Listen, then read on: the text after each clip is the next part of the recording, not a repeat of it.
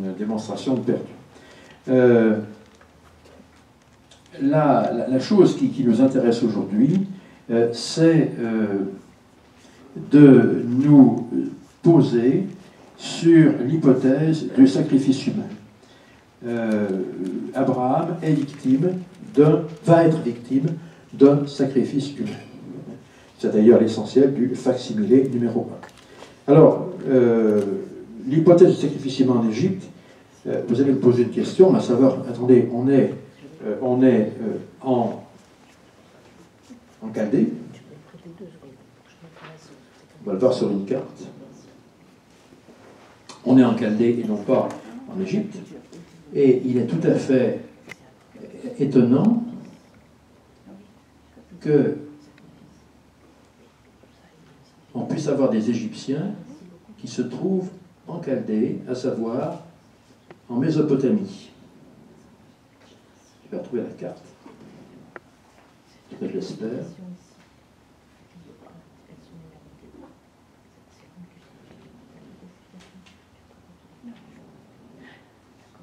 Bien entendu, les espérances sont vaines. Peu importe. Entre Jérusalem et Babylone, il y a 600 km. Il y en a autant entre Babylone et le sud de la Chaldée, c'est-à-dire l'embouchure du Tigre et de l'Euphrate. Comment se fait-il qu'un prêtre de Pharaon, donc un Égyptien, ait pu mettre la main sur Abraham, non pas en terre d'Égypte, mais quelque part en Mésopotamie du Sud, les anciennes villes de Lachash, de Sumer, de Ur, etc. Comment se fait-il que les Égyptiens se trouvaient là? Alors, ce qu'il faut savoir, c'est qu'en fait, il y avait en Égypte une tradition, c'est pas cette image, qui voulait qu'on entretienne des relations cordiales avec les principales puissances. Et à l'époque, la principale puissance, qui n'a jamais été une puissance rivale, c'est la Mésopotamie. Donc on va envoyer en Mésopotamie des diplomates, des missions diplomatiques et des prêtres pour nouer des relations avec cette grande civilisation. Entre le début de l'Égypte, simplement dit, et le début de la Mésopotamie, il y a 5 siècles. Et les Mésopotamiens, les Sumériens, sont en avance sur les Égyptiens de 5 siècles. C'est qu'en réalité, la civilisation dans le croissant fertile ancien démarre en Mésopotamie, elle ne démarrera que 5 siècles plus tard en Égypte. Donc on envoie des missions diplomatiques, et il est bien certain qu'il n'est pas, absolument pas étonnant de se retrouver sur le territoire mésopotamien avec des délégations de prêtres, de diplomates, même de soldats égyptiens. D'autant plus que, lorsque vous êtes égyptien en mission en Mésopotamie, vous savez une chose qui est extrêmement dangereuse, c'est qu'en fait, les dieux égyptiens que vous honoriez dans la vallée du Nil ne sont plus en action dans un pays étranger. Quand vous passez une frontière, vous devez adorer les dieux du pays que vous allez aborder, que vous allez traverser. Ce qu'on appelle la territorialité des dieux. Les dieux ne sont puissants que dans le pays où ils sont adorés. Osiris, on l'adore pas en Mésopotamie, on l'adore en Égypte. Donc, pour qu'on puisse avoir un semblant de protection égyptienne divine, eh bien, il faut tout simplement offrir en terre étrangère des sacrifices à des dieux égyptiens. Ce qui rend extrêmement vraisemblable, alors on a des exemples, non pas à foison, mais quelques exemples bien placés, notamment en Grèce, en Crète plus exactement, où des missions diplomatiques sacrifiaient, donc hors d'Égypte, à des dieux égyptiens pour s'assurer leur protection et pour contrecarrer ainsi ce qu'on appellerait la territorialité des dieux et les limites de compétence. Alors, tout simplement, peu importe que le sacrifice manqué se passe en Mésopotamie, il pouvait très bien être organisé très loin de Thèbes et de Luxor, en Égypte, par une mission diplomatique avec des prêtres égyptiens. Alors, la deuxième question qui se pose, c'est Ur en Chaldée, c'est quoi Ur? C'est qui Ur? Il y a plusieurs Ur. Il y a celle que l'on connaît, la grande mégapole, qui sera conquise par Gilgamesh. On est au 20 siècles avant Jésus-Christ. Et puis, il y a d'autres cités plus petites qui s'appellent aussi Ur et qui sont en Syrie du Nord. Donc, on ne sait pas aujourd'hui quel était l'Ur, d'où provenait vraiment Abraham. Était-ce la mégapole du Sud ou était-ce un des comptoirs, en quelque sorte, qui se trouvait en Syrie du Nord et en Italie? Également, on se pose la question de dire, mais finalement, ces Égyptiens, ils voyageaient beaucoup. Oui, les Égyptiens voyagent beaucoup, pour la bonne et simple raison qu'ils nouent avec les peuples qui les entourent, notamment à l'Est, des relations très poussées. Par exemple, quand il va falloir marier Amenophis IV, qui est un pharaon important, puisque il porte un autre nom, c'est Akhenaton, pharaon monothéiste, il faut nuancer. Eh bien, on ira chercher une femme, on ira la chercher dans le pays du Mitanni, qui est en fait situé, vous voyez la Turquie, sud de la Turquie, un petit peu à l'est, direction l'Irak.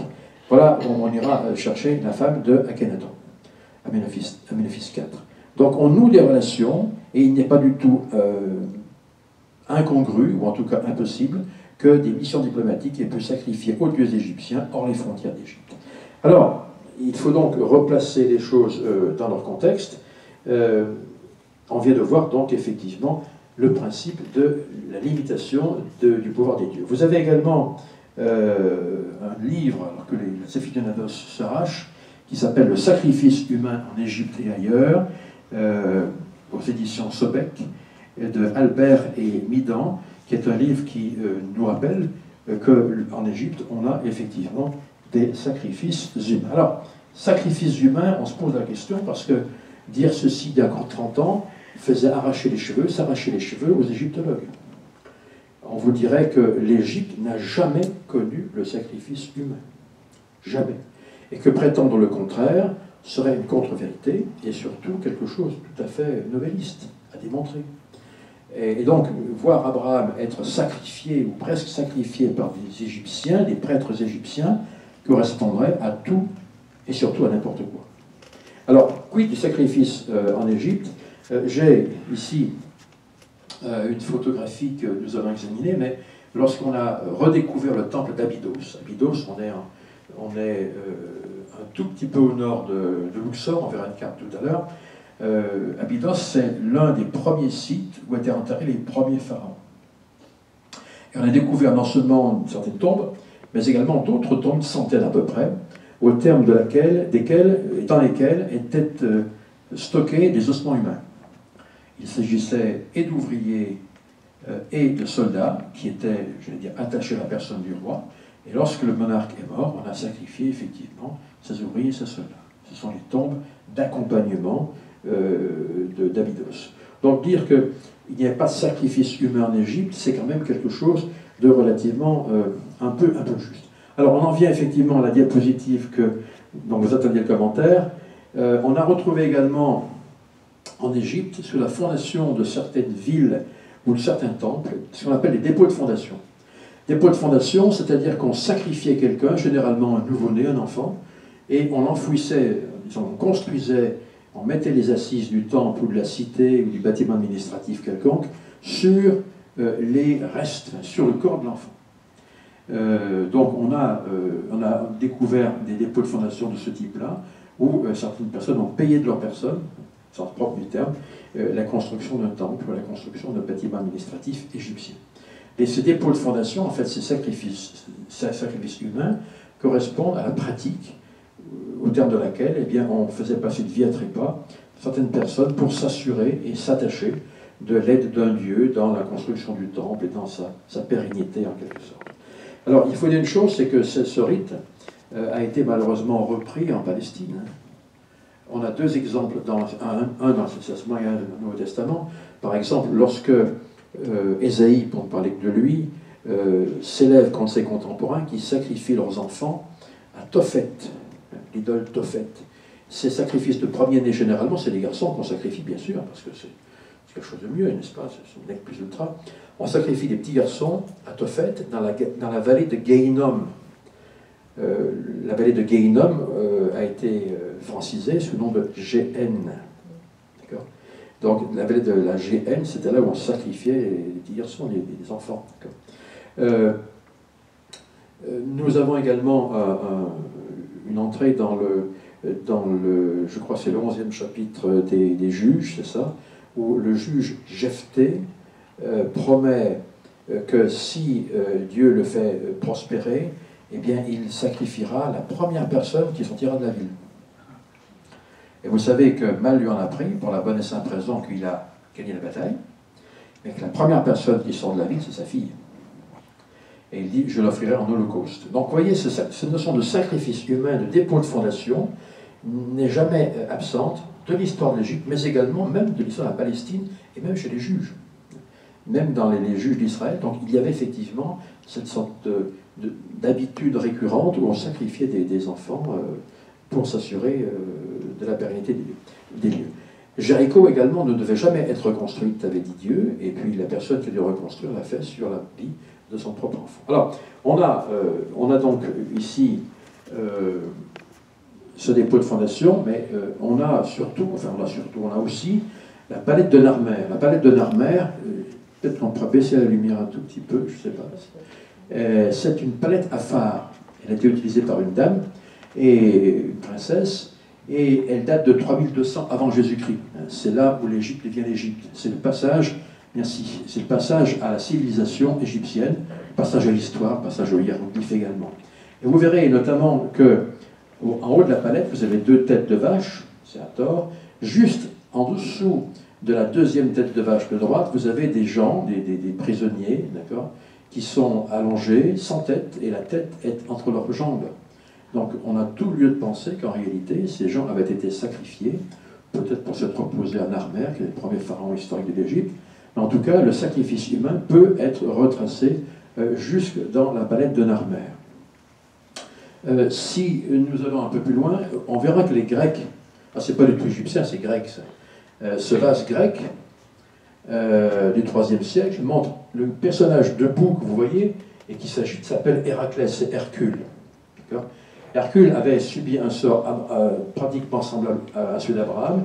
Il allait être sacrifié à Osiris par des prêtres égyptiens. Donc, vous voyez le contexte de sacrifice d'un étranger par des prêtres égyptiens n'est quand même pas tout à fait étranger et différent que celui que nous examinons pour Abraham. On voit Héraclès qui se lève de la couche sacrificielle qui est représentée par cette espèce de haut de colonne attorique, et il prend un prêtre par le pied qui a la tête en bas, et il va littéralement l'écharper pour avoir tenté de le sacrifier. Donc cette idée de sacrifice humain en Égypte, et en tout cas par des Égyptiens, était quelque chose de tout à fait répandu dans l'Antiquité. Donc si je prends un tout petit peu de lumière, je serais heureux, merci. Donc retenez une chose, c'est que quand on vous dira que les Égyptiens ne faisaient pas, n'exécutaient pas rituellement des prisonniers ou autres personnes, eh bien non, ça ne correspond pas à ceci. Ça ne correspond pas à l'histoire, et Abraham se trouvait pris dans les raies d'un filet qui était très historique. Donc quand Joseph Smith nous montre Abraham en train d'être sacrifié par les prêtres égyptiens, cela tombe littéralement dans notre entendement, mais également tombe dans le droit fil de l'histoire et des traditions. On va lire le verset 20. Pour aller un peu plus vite, je vais vous le lire. Ce verset 20 nous dit plus exactement où le sacrifice devait avoir lieu. Voici, dit Abraham, la colline de Potiphar se trouvait dans le pays d'Ur en Chaldée. Le Seigneur brisa l'autel d'Elkéna. Alors, la colline de Potiphar est là où Abraham a failli être sacrifié. On connaît deux autres Potiphar dans la Bible. Est-ce qu'on s'en souvient? La femme de Potiphar, en fait, Potiphar était le maître de Joseph, il l'avait acheté. Et un deuxième Potiphar, on connaît un peu moins. Potiphar était en fait, allait devenir, un autre Potiphar j'entends, le beau-père de Joseph. C'était le père de Asnath, ou Asénath, qui allait devenir la femme de Joseph. Donc il y a deux Potiphar. Alors, ce nom n'est pas sorti de nulle part, puisque aujourd'hui on a découvert une stèle qu'on appelle la stèle de Potiphar. Je ne peux pas vous traduire parce que Potiphar élève une stèle. Potiphar est le personnage qui se tient à droite de l'autel et qui offre une libation à Osiris, qui est le personnage momiforme qui se tient à gauche de l'autel. Donc ce nom de Potiphar est quelque chose de tout à fait courant à ce propos. Donc encore une fois, Joseph Smith resitue son récit dans un contexte particulièrement probant. On va peut-être lire, alors je ne sais pas, Eliane peut-être. Là, il nous faut la lumière, effectivement. Les versets 21 et 22, qui va nous entraîner maintenant sur un autre sujet, à savoir l'origine des anciens Égyptiens. Un point très, très, très important. Or, ce roi d'Égypte était un descendant des reins de Cham, et de par sa naissance était du même sang que les Cananéens. C'est de cette lignée que provenaient tous les Égyptiens, et c'est ainsi que le sang des Cananéens fut conservé dans le pays. Merci Eliane. Alors, la généalogie qu'on nous rappelle ici est extrêmement simple. Vous rappelez que Noé était le patriarche du déluge. Noé a eu trois fils fidèles, Sem, Cham, Japheth. Le deuxième s'appelle Cham, et ce Cham va épouser une certaine Égyptus. Ça rappelle? Alors, celle qui découvre le pays d'Égypte, ce n'est pas celle-là, hein. C'est Égyptus, fille d'Égyptus. D'accord? C'est celle-ci qui nous intéresse. D'accord. Donc, Égyptus nous est mise en lumière, et celle-ci, là, qui m'intéresse, la fille de Cham et d'Égyptus. Égyptus, d'après ce que nous en savons, était noir, okay? Et c'est ainsi donc, que le sang noir a été conservé dans le pays. Alors, on se pose la question de savoir, mais si c'est vrai, et le fait qu'Égyptus soit noir n'est pas uniquement indiqué par Joseph Smith, mais par de nombreuses autres sources antiques, dans ces conditions, si Égyptus découvre le pays et installe son fils comme pharaon, les anciens Égyptiens devaient donc être de peau noire. Alors, ils ne sont pas tout à fait, initialement, aujourd'hui non, parce qu'il y a la conquête arabe, notamment. Mais qu'en était-il à l'époque? Est-ce que les Égyptiens étaient blancs? Ou est-ce que les Égyptiens étaient d'une autre couleur de peau?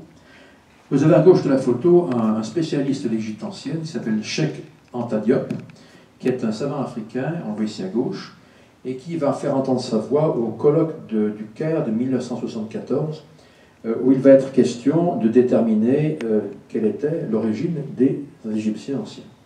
Et Cheikh Anta Diop va tout simplement démontrer, avancer des thèses extrêmement probantes au terme desquelles ces Égyptiens étaient noirs. Et on verra tout à l'heure que dans la salle, nous avons un exemple particulier, j'y vais dans un instant. Donc, les égyptologues européens auront une démarche extrêmement intéressante en disant oui, ils ont la peau noire, mais ce sont des Européens de peau noire.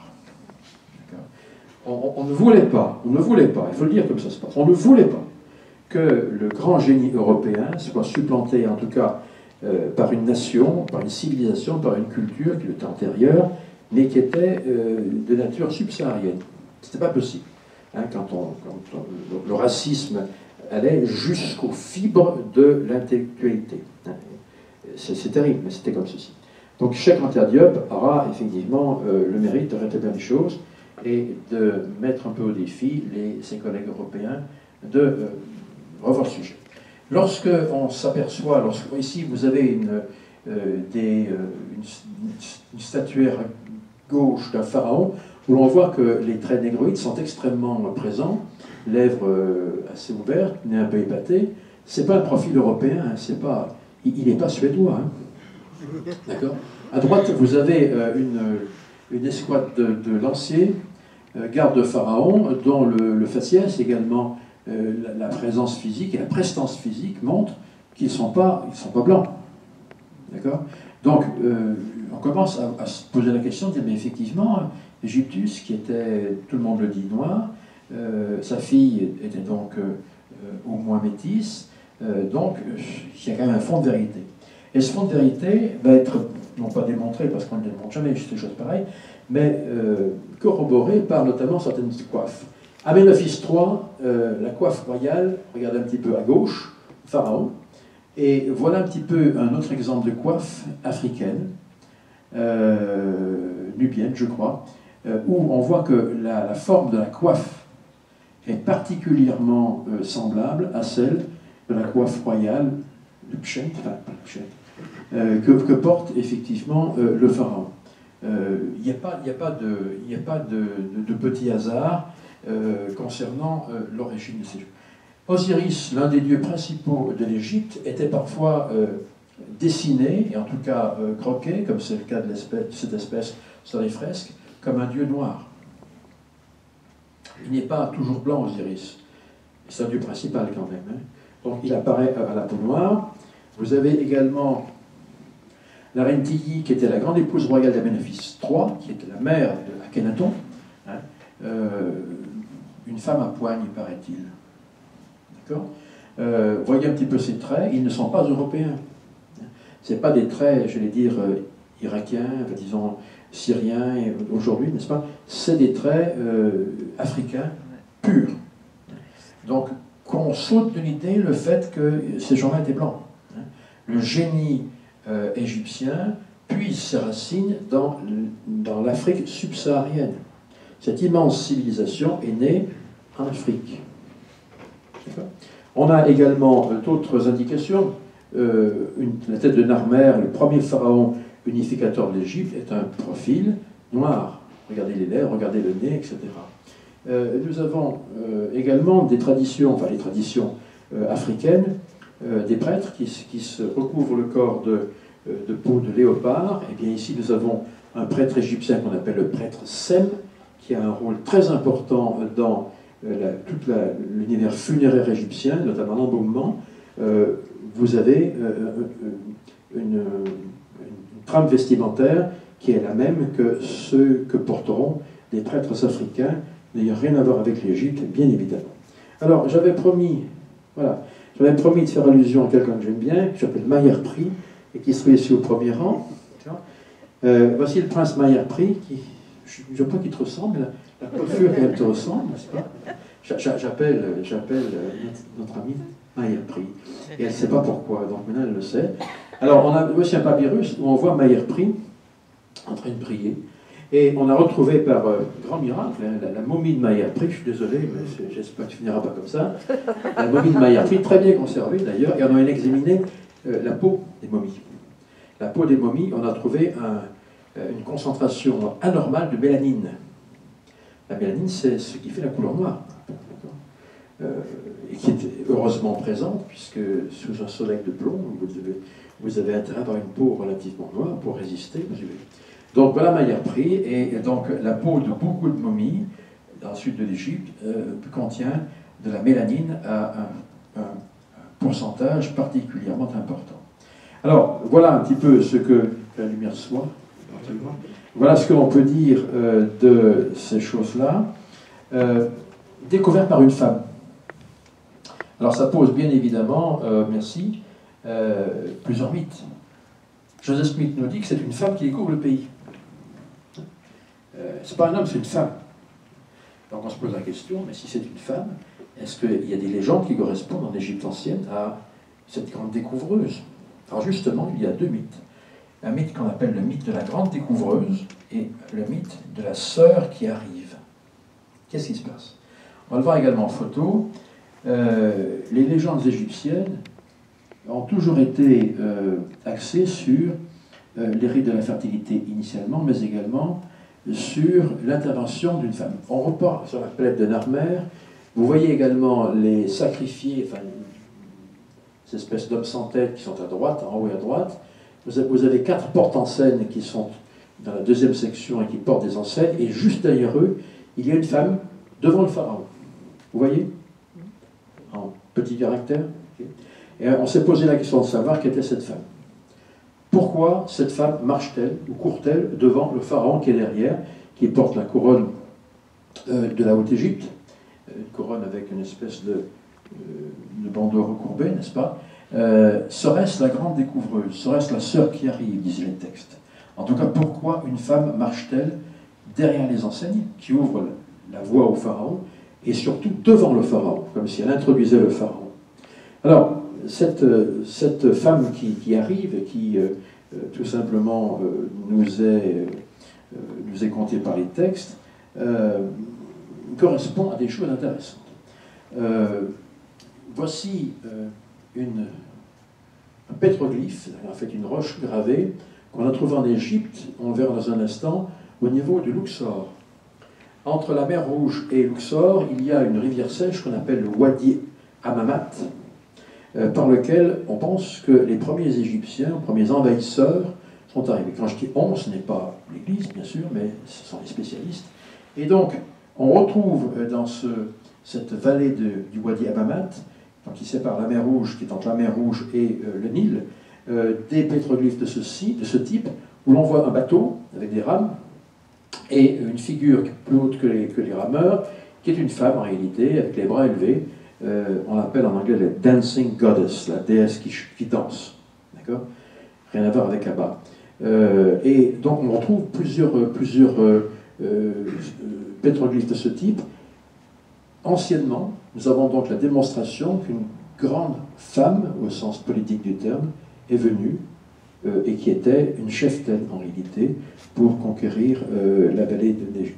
Alors, il faut également, voilà, vous voyez la flèche, Wadi Hammamat, elle se situe, ce Wed se situe entre Luxor, le Nil, et la mer Rouge, Red Sea. C'est là où l'invasion se serait faite, une invasion pacifique.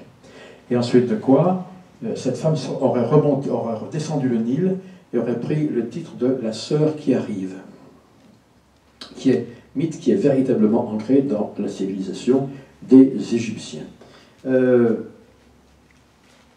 Lorsque cette femme arrive, on passe subitement à l'histoire. La Perle de Grand Prix nous dit qu'elle arrive dans le pays et qu'elle installe un de ses fils comme pharaon.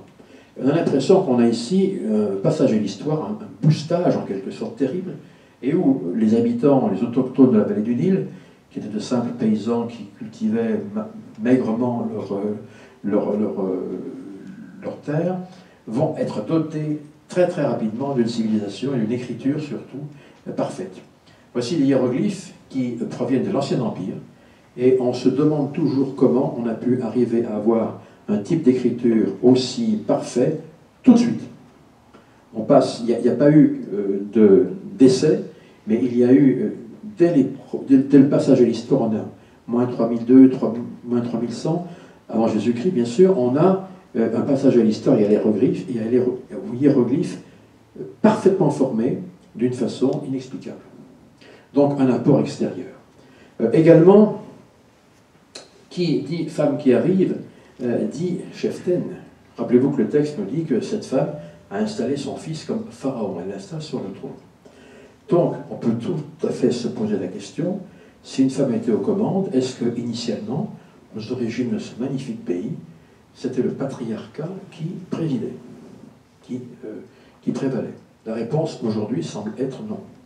Mais qu'on ait eu affaire à une courte période de matriarcat. Alors, matriarcat, c'est extrêmement simple. On voit ici Isis qui allait Horus. Isis est l'une des principales figures de proue du panthéon égyptien. C'est d'ailleurs l'épouse d'Osiris. Elle allait Horus, son fils, qui va devenir, je vous le rappelle, l'ancêtre biologique, disent les textes, de tous les pharaons. Donc ici, Isis allait les pharaons. Les pharaons tirent leur substance de la déesse Isis. Sans Isis, il n'y aurait pas eu de pharaon, dit le texte. C'est intéressant parce que Isis, c'est tout simplement l'épouse d'Osiris qui s'est fait tuer par Seth, qu'elle a en quelque sorte ressuscité et avec la mamie duquel elle a eu ce fils Horus. En Égypte, il est impossible de devenir pharaon sans avoir épousé, soit être le fils d'eux, ou être le mari d'une femme qui a le sang divin. Ce sont les femmes qui transmettent le sang divin, le sang des dieux. Ce qui explique que certains pharaons, comme Ramsès II, pour ne pas le citer, vont aussi épouser l'une de leurs filles, qui était d'origine divine, d'accord, en tout cas royale, pour affermir sa suprématie, notamment théocratique. En Égypte, le pouvoir royal découle des femmes. Alors, on a Isis ici, mais on a également, on voit ici Isis qui se tient sur son piédestal. Voilà. Isis a sur la tête, est représentée avec une structure carrée et bizarroïde sur la tête. C'est le trône d'Égypte qui est ici figuré. Donc Isis fait le trône, une femme fait le trône, une femme fait le roi. On voit ici également Isis et Nephthys qui sont derrière Osiris, juge des morts.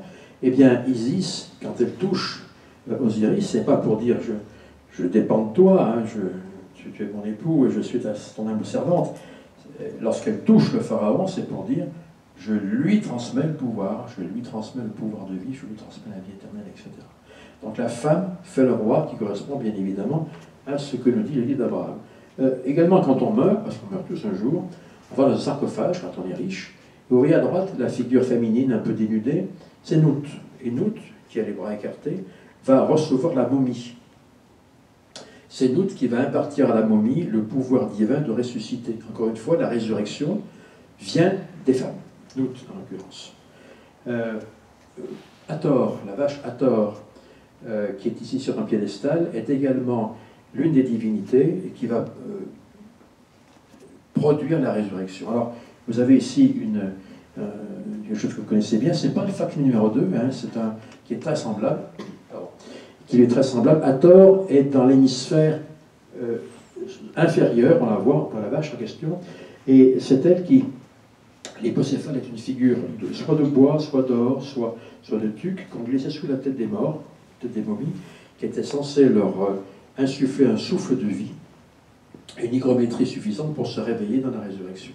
Donc, encore une fois, Hathor, qui est une figure féminine, est la figure de proue de la résurrection. Alors, il n'y a pas de fumée sans feu quand même. Hein.